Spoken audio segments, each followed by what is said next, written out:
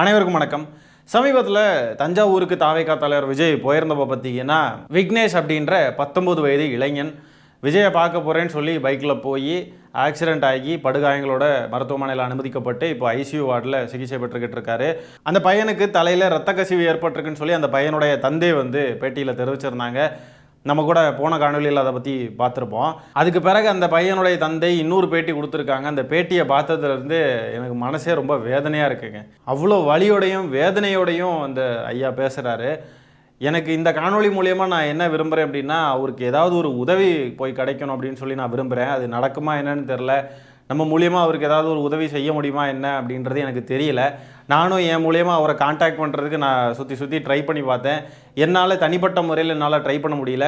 இந்த காணொலியை பார்க்கக்கூடிய உங்கள் யாருக்காவது அவரை தெரியும், இல்லைனா அவர் ஊரை சார்ந்தவங்க, இல்லைனா என் கூட அவரை காண்டாக்ட் பண்ண வைக்க முடியும் அப்படின்னு உங்களால் முடியும்னு சொன்னால் தயவு செஞ்சு கொஞ்சம் முன் வந்து உதவுங்க. என்னை எப்படி காண்டாக்ட் பண்ணுறதுன்னு பார்த்தீங்கன்னா, என்னுடைய இன்ஸ்டாகிராம் வலைத்தள பக்கத்தில் இல்லைனா ஃபேஸ்புக்கில் எந்த வலைத்தள பக்கமாக இருந்தாலும் எனக்கு மெசேஜ் பண்ணுங்கள். நான் கண்டிப்பாக ரெஸ்பாண்ட் பண்ணுவேன். நான் கண்டிப்பாக பார்ப்பேன். ஒருவேளை என்னால் அவரை காண்டாக்ட் பண்ண முடிஞ்சு அவருக்கு ஓகேன்னு சொன்னால் அவருடைய ஜிபே நம்பர், அது போக அவருடைய கியூஆர் ஏதாவதுலாம் நான் என்னுடைய காணொலியில் மேற்கொண்டு நான் பண்ணக்கூடிய காணொலிகளில் நான் சேர்த்து பதிவிடுறேன். அது போக இந்த காணொலியுடைய கமெண்ட் செக்ஷனில் டிஸ்கிரிப்ஷனில் எதுலையாவது கூட நான் பின் பண்ண வாய்ப்பு இருக்குது, ஒருவேளை என்னால் காண்டாக்ட் பண்ண முடிஞ்சதுன்னா. அதனால் அவருடைய காண்டாக்ட் இருக்கிறவங்க இல்லைனா அவருக்கு உதவணும்னு முன்வர நினைக்கிறவங்க தயவு செஞ்சு என்னையை தொடர்பு கொள்ளுங்கள். நம்ம என்னன்றதை பார்த்துக்கலாம். சரி, அந்த அடிப்பட்ட அந்த இளைஞர் விக்னேஷ்ன்ற பையனுடைய தந்தை பேசக்கூடிய காணொலியை ஃபஸ்ட்டு பார்த்துருவோம். இவங்க கட்சி நம்மளுக்கு என்னங்க இது பண்ண போகுது? நம்ம உழைச்சா சாப்பிட போகிறோம். விற்று தான் பிள்ளையை காப்பாற்றணும்ல. இதுக்கு பிறகாச்சும் பிள்ளையை திருந்தணும்ல. அதுக்கு நம்மளால் முடிஞ்சே செய்வோம். 41 பேர் செத்தவங்களே பார்க்காதீங்க, இங்கே தான் பார்க்க போகிறேன். நான் பால் வியாபாரம் பண்ணிகிட்டு இருக்கேன் சார். பசங்க காலேஜ் போயிருந்தாங்க. போயிட்டு நான் 11:30 மேலே நியூஸ் கொடுக்கும்போது இந்த மாதிரி ஆக்சிடென்ட் ஆகிடுச்சின்னு சொன்ன பிறகு தான் நாங்கள் இங்கே வந்தோம். கேட்டால் காலேஜ் போயிட்டு வந்தோம்னு தான் சொல்கிறாங்க. அது எப்படி வந்தாங்க என்னன்ற விவரம் தெரியல. ஆனால் காலேஜில் 10 மணி வரைக்கும் இருந்திருக்காங்க. 10 மணிக்கு மேலே தான் வெளியே வந்திருக்காங்க. 2 பசங்க ட்வின்ஸ். விக்னேஷ், குமரேஷ். 2 பேருமே ஒரே கிளாஸ், ஒரே பிகாம் தான், 3rd இயர் தான் படிக்கிறாங்க. பணம் கட்ட சொல்லியிருக்காங்க. 2 நாள் ஆகும், அதுக்கடையில் ஒன்றும் சொல்ல முடியாது அப்படின்றாங்க. 2 லட்ச ரூபா கட்ட சொல்லுவாங்க. விற்று தான் பிள்ளையை காப்பாற்றணும்ல. இதுக்கு பிறகாச்சும் பிள்ளையை திருந்தணும்ல. அதுக்கு நம்மளால் முடிஞ்சே செய்வோம். இது பார்க்காம விட்டோம்னா அது பெரிய சிக்கல் இல்லையா? அதுக்காக நான் எல்லாத்தையும் இழந்தாலும் பரவாயில்ல, பிள்ளைக்கு படிக்க இதுக்கு சேர்த்து காப்பாற்றிடணும்.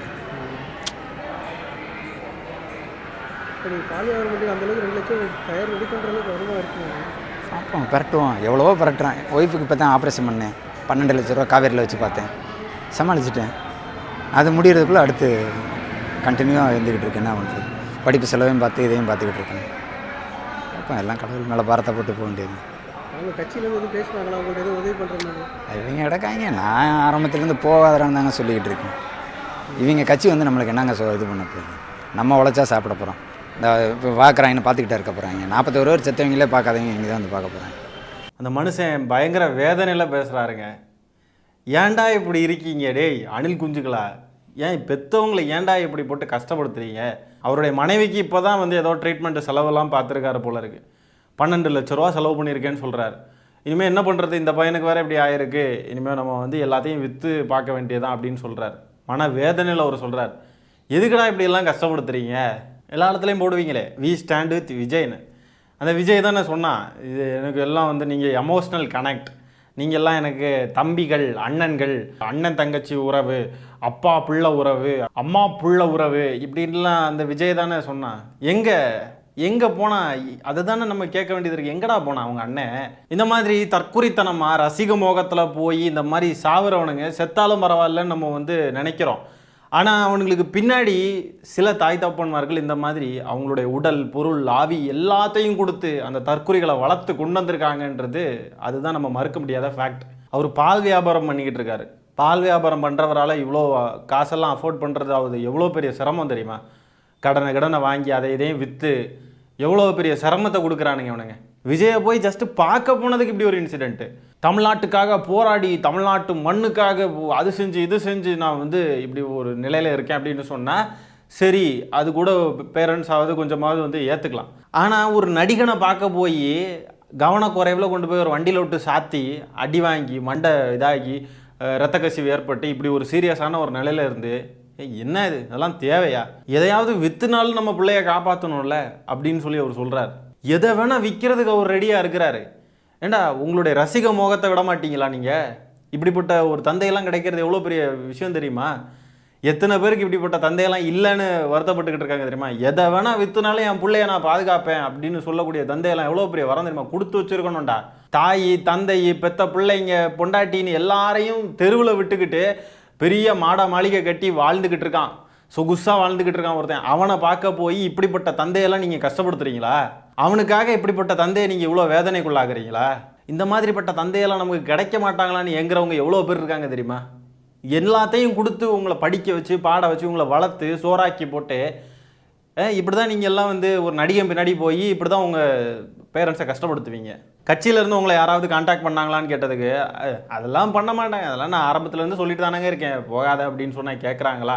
கட்சியாக வந்து நமக்கு சோறு போட போகுது, நம்ம உழைச்சாதானே நமக்கு சோறு அப்படின்றார்.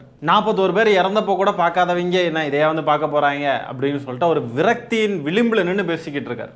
இந்த விஜய்ன்ற அயோக்கியன் எவ்வளோ வந்து பொறுப்பற்றத்தனமாக நடந்துக்கிட்டு இருக்கான்னு பாருங்கள்.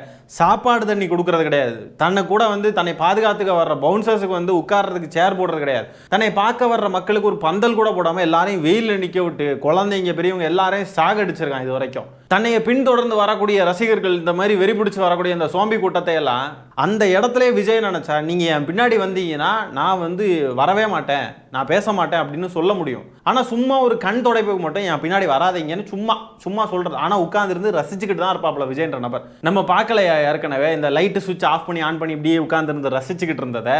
ஸோ விஜய்ன்ற அயோக்கியனை பின்தொடர்ந்து போகக்கூடியவங்களுக்கு எந்த வகையிலுமே விஜய்ன்ற நபர் உங்களுக்கு எதுவுமே செய்ய மாட்டான். உங்களுக்கு ஏதாவது ஒன்று ஆச்சுனாலும் அவன் வந்து நிற்கவே மாட்டான். அவனை போட்டு இவ்வளோ ப்ரெஷர் பண்ணி எல்லாரும் விமர்சனம் பண்ணி தான் அவன் இப்போ செஞ்சுக்கிட்டு இருக்கான்ல. இந்த பவுன்சர்ஸுக்கு சேர் போட்டு உட்கார வைக்கிறது, ஒரு பந்தல் போடுறது, தண்ணி கொடுக்கறது, இதெல்லாம் வந்து இவ்வளோ பேர் வந்து அவனுக்கு ப்ரெஷர் போட்டு தான் இதெல்லாம் நடந்திருக்கு. இந்த ஆதவ அர்ஜுனாலாம் சொல்லுவானே, இறந்து போனவங்க எங்கள் குடும்பங்க, எங்கள் மனசு வலி, எங்கள் தலைவர் வந்து கரூர் சம்பவத்தில் வலி, ஒரு அவ்வளோ வலியில் வேதனையில் இருந்தார். அந்த வலி வேதனையில் இருக்கிறவனுக்கு இதெல்லாம் பார்த்தா வேதனையாக இருக்காதா? இப்படி ஒரு தந்தை வேதனையில் நின்று பேசுகிறார், அவருக்கு கண் கலங்காத குறையாக இருந்து பேசுகிறார், அவர் பார்க்கவே ரொம்ப மன வேதனையாக இருக்குது. இதெல்லாம் விஜய்க்கு தெரியாதா? இப்படி ஒரு பையனுக்கு ஆக்சிடென்ட் ஆயிருக்குன்றது கூட விஜய்க்கு தெரியாது. தமிழ்நாட்டில் என்ன நடக்குதுன்னு கூட தெரியாமல் தான் விஜய் இருக்காரா? அவர் பெரிய இளவரசர்ப்பா, அவருக்கு எதுவும் தெரியாதுப்பா அப்படின்னு சொல்லுவானுங்க. அவர் எவ்வளோ பெரிய பிடுங்கி ஃபோன் எடுத்தாவே தெரியுது இப்படியெல்லாம் நடந்திருக்கு, நம்ம கூட்டத்தில் இப்படி நடந்திருக்கு, ஐயோ என்ன ஆச்சுன்னு சொல்லிட்டு டக்குன்னு வந்து எப்போ அந்த மாவட்ட செயலாளர் அந்த ஊருக்கு என்னப்பா போய் பாருங்க, ஏதாவது உதவி பண்ணுங்க அப்படின்னு சொல்லிட்டு சொல்லலாம். ஒன்றும் பண்ண மாட்டேங்கிறானுங்க. ஏண்டா உங்களை பார்க்க வந்து தானடா அவன் வந்து இந்த நிலையில் இருக்கான், அவனுக்கு ஏதாவது உதவி பண்ணலாம்ல, காசு கொடு. அந்த ஐயாவுக்கு வந்து 2 லட்ச ரூபா இப்போ அவசரமாக தேவைப்படுது, ஒரு 2 லட்ச ரூபா கூட கொடுக்க மாட்டியா? கோடிகளை விட்டுக்கிட்டு பிடுங்கிட்டு வந்தேன், கோடிகளை விட்டுக்கிட்டு நான் வந்திருக்கேன், மக்களுக்காக வந்திருக்கிறேன், மக்களை பாதுகாக்க வந்திருக்கேன், மீனவர்களை இனி எவனும் தொடக்கூடாது, இலங்கை கடற்படை எவனும் தொடக்கூடாது, அந்த அளவுக்கு ஒன்றிய அரசுக்கு தமிழக அரசு அழுத்தம் கொடுக்கணும், என் மீனவர்கள் வந்து கடல் விவசாயிகள், அவங்க மேலே கை வைக்க நான் விட மாட்டேன், நம்ம ஆட்சிக்கு வந்த உடனே அப்படியே எல்லாம் சேஃபாக இருக்கும், பெண்கள் பாதுகாப்பு, அது இதுன்னு நல்லா புடுங்குறல்ல. உன்னைய பார்க்க வந்து இந்த நிலையில் ஒரு பையன் கிடக்கிறான், உங்ககிட்ட கிடக்கிற அந்த பல கோடி ரூபாயில ஒரு 2 லட்ச ரூபா கொடுக்க முடியாது அவனால. அந்த ஐயாவுக்கு உதவுறதுக்கு ஒரு சின்ன யூடியூப் சேனல் வச்சிருக்கிறேன், நான் வந்து முன் வந்து நின்று ஏதாவது பண்ண முடியாதான்னு சொல்லிட்டு நான் முயற்சி பண்றேன். கோடிகளை விட்டுக்கிட்டு வந்திருக்கிறேன், என் கெரியரின் உச்சத்தை அப்படியே புடுங்கி நட்டுக்கிட்டு வந்திருக்கிறேன்னு சொல்றல்ல. இந்த ஐயாவுக்கு ஏதாவது செய்யறா? இந்த ஐயாவுக்கு நீ ஒரு மனுஷனா இருந்தா, நீ ஒரு மனித பிறவி, இந்த மனித குலத்துல தான் பிறந்திருக்கனா, இந்த ஐயாவுக்கு ஏதாவது உதவி பண்றா? இந்த புசி ஆனந்த்னு ஒரு தற்கொலை சுத்திக்கிட்டு இருக்கோம், சமீபத்தில் சொல்லிச்சு, உங்கள் மேலே எவனாவது கை வச்சானா நம்ம தோழர்கள், நம்ம தமிழக வெற்றி கழக தொண்டர்கள் 2000 பேர் ஒரு இடத்துல வந்து கூடுவாங்கன்னு சொல்லிச்சு. எங்கடா போனீங்க? பேசின வாய்கள்லாம் எங்கடா? டைலாக் மட்டும் பேசுறீங்கல்ல, அப்படியே உசுப்பேத்தி விடுறீங்கல்ல அவனுங்களே, எங்கே போனீங்க? ஒரு பையன் விழுந்து கிடக்கிறான், அந்த தந்தை வந்து பேசுகிறத பார்க்க முடியல, மனசாட்சி உழுக்குது. நேற்றுக்கு இருந்து எனக்கு இது மண்டையில் ஓடிக்கிட்டே இருக்கு.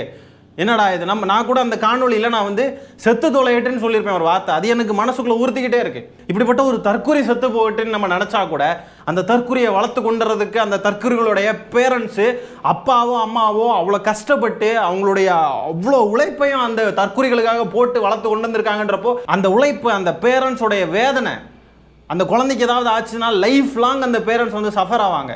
அதுக்காகவாது அந்த தற்கொலை நல்ல நிலைக்கு திரும்ப வரணும். அவன் மீண்டு வந்தாலும் எப்படி இருப்பானோ அது நமக்கு தெரியாது. அந்த பேரண்ட்ஸ் வந்து சரி நம்ம புள்ள வந்து உயிரோட இருக்கு, நல்லபடியா இருக்குன்றதையாவது பார்க்கணும். அதுக்காகவாது அந்த பையன் பொழைச்சி வரணும். இந்த தாவேகா அணில் குஞ்சுகள் இப்போ என்ன சொல்றாங்கன்னா, அவரு தான் பின்னாடி வராதீங்கன்னு சொன்னார்ல, நீங்கள் ஏன் கேட்கலன்னு சொல்லிட்டு நொட்டிக்கிட்டே இருக்கானுங்க. இவனுங்களுக்கு எப்போதான் ரியாலிட்டி புரிய வரும்னு தெரில. இப்படிலாம் நடக்கும்னா அப்புறம் எதுக்கு பெர்மிஷன் கொடுத்தீங்கன்னு கேட்குறானுங்க.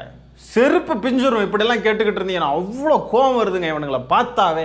எங்கள் குடும்பம் அப்படியே 2000 பேர் கூடுவாங்க, அப்படி கூடும் இப்படி கூடும், நாங்கள் எவ்வளோ பெரிய படம் தெரியுமா, எங்களுக்கு பெரிய புடிங்கின்லாம் பேசுகிறீங்கல்ல. ஏன்டா எவனையுமே காணும், நின்று தனியாக அழுதுட்டு இருக்க. அந்த கட்சியுடைய மாவட்ட செயலாளர் பொறுப்பில் இருக்கிறவங்களாம் என்னடா பண்ணுறீங்க? அவர் மனைவிக்கு இப்போ தான் ட்ரீட்மெண்ட் பார்த்துருக்கிறார், பால் வியாபாரம் பார்த்துக்கிட்டு இருக்கிறார். இந்த நிலையில் வளரக்கூடிய ஒரு பையன், இப்படி ஒரு குடும்ப சூழலில் வளரக்கூடிய பையன் எப்படி இருக்கணும்? நம்ம அப்பாவை விட ஒன்றும் அவன் பெரிய ஹீரோ கிடையாது அந்த நடிகன். அந்த நடிகன் ஒன்றும் நம்ம அப்பாவை விட பெரிய ஆள் கிடையாது, அப்படி போய் பார்க்குற அளவுக்கு அவன் ஒர்த்து கிடையாது அப்படின்றத புரிஞ்சுக்கிட்டுல இருந்திருக்கணும். அந்த ஐயாவுக்கு யதார்த்தம் புரிஞ்சிருக்கு. எவனும் வரமாட்டாங்க, நமக்கு எதுவும் செய்ய மாட்டானுங்க அப்படின்னு ஒரு யதார்த்தத்தை பேசுறாரு. ஆனால் மகன்ற இடத்துல இருக்கிறவன் உண்மையை உணராமல் இருக்கிறான். தான் பெத்த புள்ள குட்டி மேலே அக்கறை இருக்கிறவனுக்கு தானே இதெல்லாம் பார்த்தா கொஞ்சமாக அது வந்து உரைக்கும், வலிக்கும். மனசாட்சி இல்லாமல் மிருகத்தனமாக வாழ்ந்துட்டு இருக்கக்கூடியவனுக்கு இதெல்லாம் எங்கே உரைக்க போகுது? ஒரே இடத்துல 5 மணி நேரமாக உட்காந்துருந்து ஜன்னலை பார்த்துக்கிட்டு இருப்பானா சொல்கிறானுங்க தாவைக்கால உள்ளவனுங்க. அப்படிப்பட்ட ஒரு சைக்கோக்கு இதெல்லாம் உரைக்குமா? ஏதாவது இதெல்லாம் பார்த்தா வலிக்குமா? அவனுக்கு ஸ்கிரிப்ட் கொடுத்தா நடிச்சுக்கிட்டு போயிடுவான், அவ்வளோதான் அவனுக்கு தெரியும். இந்த தற்கொலையுடைய தவிட்டுத்தற்கொலைத்தனமான அரசியல் கனவு, சிஎம் பதவி கனவு, இதுக்காக இன்னும் எத்தனை பேர் உயிரை எடுக்க போறானோ தெரியல. இந்த தற்கொலையுடைய சுயநலத்துக்காக ஒரு உழைக்கும் தந்தை வந்து கஷ்டப்பட்டுக்கிட்டு இருக்கிறார். இந்த லட்சணமயரில் போலீஸோட ஜீப்பு பின்னோக்கி வந்தது, அதனால தான் ஆக்சிடென்ட் அது இதுன்னு கான்ஸ்பிரசி தியரிஸ் பரப்பிக்கிட்டு இருக்கானுங்க. மறுபடியும் தயவு செஞ்சு அடுத்தவங்க மேலே பழியெல்லாம் போடுறதை விட்டுக்கிட்டு முதல்ல இந்த விஷயங்களை வந்து ஒழுங்குபடுத்துறதுக்கு ஏதாவது முயற்சி பண்ணுங்கடா. எல்லாமே விஜயை பார்க்கணும்னு சொல்லி வரக்கூடிய பசங்க, விஜயை மட்டுமே பார்க்கணும்னு வரக்கூடிய பசங்க, வேற எதுவுமே கிடையாது. விஜய் என்ன அரசியல் பேச போறாரு, விஜயோடைய அரசியல் நகர்வு என்னவா இருக்க போது, விஜயோடைய பேச்சு எப்படி இருக்கு, அதை பார்க்கறது கிடையாது. விஜயை பார்க்கணும்னு மட்டும்தான்டா வரானுங்க. அதே மாதிரி தாவேக்கா தவிட்டு தற்கூறிகளா விஜயை எப்போனாலும் பார்த்துக்கலாம், இங்கே தான் இருக்க போகிறான், அவன் எங்கேயும் போயிட போகிறது கிடையாது. உங்களுக்கெல்லாம் விஜய் எவ்வளோ முக்கியமோ அதை விட உங்கள் தாய் தகப்பன்மாருக்கு நீங்கள் முக்கியம். அதை உணர்ந்து செயல்படுங்க. இந்த காணொலி ஏதாவது தாவேக்கா தற்கொலைகள் பார்த்துக்கிட்டு இருக்கீங்க, சின்ன வயசு தான் உங்களுக்கு, காலேஜ் படிக்கிறீங்க, இப்போ தான் வேலைக்கு போகிறீங்கன்னு சொன்னால் தயவு செஞ்சு படிங்க. வேலைக்கு போகிறீங்கன்னா வேலைக்கு போங்க. அரசியல் பேசுகிறீங்களா அதை ஒரு ஓரமாக பண்ணுங்க. வேலைக்கு போங்க, அரசியல் பேசுங்க, குடும்பத்தை நல்லா பார்த்துக்கோங்க, அரசியல் பேசுங்க, வேணான்னு யாரும் சொல்லலை. அதை விட்டுட்டு நடிகன் பின்னாடி ஓடுறேன், விஜயோடைய மூஞ்சை எப்படியாவது பார்த்துடணும், அவன் கூட ஒரு செல்ஃபி எடுத்துடணும் அப்படின்னு ரசிக வெறி, ரசிக போதையில் நீங்கள் வந்து தெரிஞ்சிங்கன்னா இப்படி தான் ஆகும். எல்லாத்துக்கும் முன்னாடி உங்கள் தாய் தகப்பன்மார், உங்களை நம்பி இருக்கக்கூடியவங்க, உங்களுடைய பெற்றோர், மனைவி, குழந்தைகள் எல்லாரும் யோசித்து பார்த்து செயல்படுங்க. சின்ன சின்ன பிஞ்சு குழந்தைங்களெல்லாம் தூக்கிட்டு போய்க்கிறடா, மனசு இருக்கா அவங்களுக்குலாம்? ஈவு இறக்கம் இருக்கா? கொஞ்சமாவது ஏதாவது மண்டையில் அறிவுன்னு இருக்கா? இந்த தாவேக்கான்ற கட்சி இருக்குல்ல, ஒருத்தனுக்கு ஏதாவது ஆச்சு அப்படின்னாலாம் வராது. அப்படி பெருசாக ஏதாவது ஆகணும், அதுவும் அப்படி ஏதாவது ஆனாலும் அதுக்கு எல்லாரும் சேர்ந்து ப்ரெஷர் போடணும். அப்போ தான் பண்ணுவானுங்க ஏதாவது. அந்த 20 லட்ச ரூபாயே வந்து அவ்வளோ பேர் ப்ரெஷர் போட்டு தான் நடந்துச்சே. அவனுங்களுக்கு அரசியல் ஆதாயம் ஏதாவது கிடைக்கிற மாதிரி இருந்தால் தான் செய்வானுங்க. அந்த 20 லட்ச ரூபாயும் கொடுத்துட்டு அந்த குடும்பத்தில் இருக்கிறவங்களெல்லாம் எப்படியெல்லாம் பேச வச்சானுங்கன்றதெல்லாம் நம்ம பார்க்க தானே செஞ்சோம்.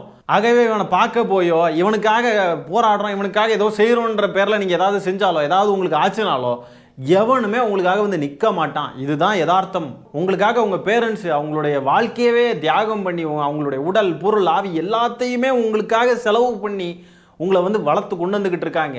அவங்கள உட்கார வச்சு நீங்கள் சோறு தண்ணி போடலனாலும் பரவாயில்ல, அவங்களுக்கு உத்திர சோகத்தை கொடுத்து வாழ்க்கை ஃபுல்லாக நடபுணமாக அலைவற்றாதீங்கடா, அவ்வளோதான் கேட்க முடியும். இந்த விக்னேஷ்ன்ற பையனுடைய அந்த தந்தையை பாருங்கள், அவருடைய தோற்றமே வந்து நமக்கு தெரியுது. அவர் எவ்வளோ வந்து உழைச்சிருப்பார், அவருடைய அயராத உழைப்பு எப்படி இருக்குன்றத ஒரு தோற்றத்தை பார்த்தாலே தெரியுது. அவ்வளோ கஷ்டப்பட்ட ஒரு உழைச்சி வந்திருக்கிறாரு. ஆனால் அந்த தற்கொலைக்கு அந்த ஐயாவுடைய கஷ்டம் வந்து என்றைக்குமே புரியாது. இனிமேலாவது அவன் வந்து பொழைச்சி வந்து நல்லா இருந்தானா அந்த தற்கொலைக்கு தெரியுமா, அவனுங்களுக்கு புரியுமா என்னான்னு தெரியல. அணில் குஞ்சுகளே, ஒரு அரசியல் கட்சியில் நம்ம இருக்கோம், நம்ம ஃபாலோ பண்ணுறோம் ஒருத்தரை அப்படின்னாக்க நம்மளுடைய பர்சனல் லைஃப்பும் சரி, பொதுமக்களுடைய லைஃப்பும் சரி, எல்லாமே வந்து நல்லா தான் ஆகணும். மேற்கொண்டு நல்லா இருக்கிற மாதிரி தான் எல்லாமே பார்க்கணும். ஆனால் இவன் பின்னாடி அப்படியே ரசிக மோகத்தில் போய் உங்கள் குடும்பத்துக்கு பொருளாதார இழப்பு, மனவேதனை எல்லாத்தையும் இழுத்துக்கிட்டு வரீங்க. நீங்கள் கேஸ் வாங்குறீங்க, நீங்கள் விஜய்க்காக அது பண்ணுறோம் இது பண்ணுறோன்னா ஆபாசமாக சமூக வலைதளங்களில் ஏதாவது செஞ்சு கேஸ் வாங்குறீங்க. நம்ம அரசியல் ரீதியாக யார் பின்னாடி ஏதாவது செய்கிறோன்னா நம்ம வாழ்க்கையும் உயரணும், அடுத்தவங்களுடைய வாழ்க்கையும் உயர்றதுக்கு நம்ம வந்து முயற்சி பண்ணணும். அதுக்கான வேலைகளை தான் நம்ம பார்க்கணும். அதை விட்டுட்டு உங்கள் குடும்பமே வீணாக போகிற அளவுக்கு தான் நீங்கள் எல்லாமே செஞ்சுக்கிட்டு இருக்கீங்க. நீங்கள் செய்கிறது எல்லாம் கெத்து மயிருன்னு நினச்சிட்டு நீங்கள் பண்ணுறீங்க. எல்லாம் உங்களுக்கு தான் பேக் ஃபயர் ஆகிட்டு இருக்கும்.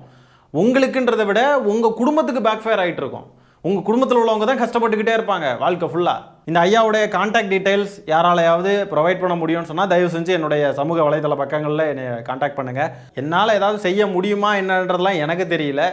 ஆனால் நம்மளுடைய மனசாட்சி உறுத்தாமல் இருக்கணுன்றதுக்காக நான் ஏதாவது செய்யணும் அப்படின்னு சொல்லி நான் நினைக்கிறேன். இந்த காணொலி பண்ணுறப்ப கூட நம்மளால் முடியுமா, நம்ம கேட்டால் வந்து இதெல்லாம் நடக்குமா அப்படின்னு தான் நினச்சிக்கிட்டு தான் நான் வந்து இந்த காணொலியை மேக் பண்ணுறேன். பட் ஸ்டில் நம்ம மனசாட்சிக்கு நம்ம உண்மையாக இருக்கணும்ல, நம்ம மனசாட்சிக்கு சரியாக இருக்கணும்ல, அதுக்காக நான் வந்து சொல்கிறேன். தயவு செஞ்சு யாராலையாவது ஏதாவது பண்ண முடிஞ்சால் பண்ணுங்கள். ஒருவேளை அந்த கான்டாக்ட் எனக்கு கிடச்சி நான் வந்து அந்த நம்பர்லாம் நான் வந்து போடுறேன் அப்படின்னு சொன்னாலும் உங்களால் முடிஞ்ச தொகை, உங்களுக்கு எவ்வளோ முடியுமோ 100, 500, 1000 வாட்டெவர் உங்களால் முடிஞ்ச தொகையை வந்து அந்த ஐயாவுக்கு அனுப்பி கான்ட்ரிபியூட் பண்ணுங்கள். அந்த பையனுடைய நிலைமை என்ன ஏதுன்றதை விசாரித்து அப்டேட் பண்ண முடிஞ்சால் நானும் அப்டேட் பண்ணுறேன். ஆகவே இந்த காணொலியை நான் இத்துடன் நிறைவு செய்து கொள்கிறேன். நன்றி, வணக்கம்.